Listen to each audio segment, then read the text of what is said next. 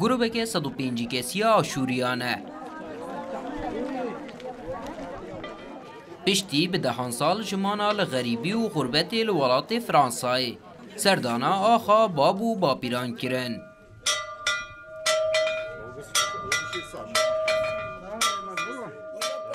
اف در گنده حسن آیا لبرپالین چیای جودی لنافچه سلوپیا شرنخا باکوری کردستانی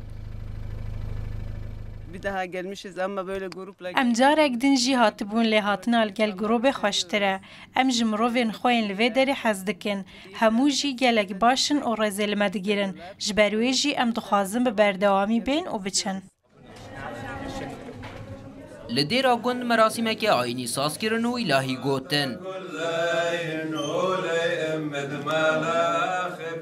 Serdana gorên kesûkarên xwe kirin û ji bo wan dua kirin.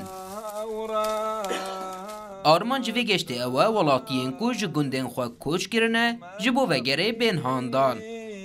150 kişilik bir kafiyle beraber. Em li gel grupeka 105 kesî hatine vê derê.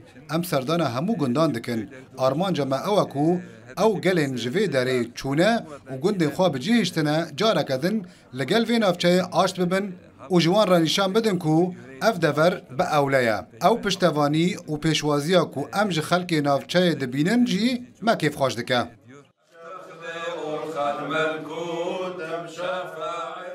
Aşûriyên gundê Hesena salên heştê û notan ji ber şer û rûbrûbûnên di navbera PKK û artêşa Tirkiyeyê de gundên xwe bicihiştin û beşeke zêdeya wan bi neçarî koçî Fransayê kirin.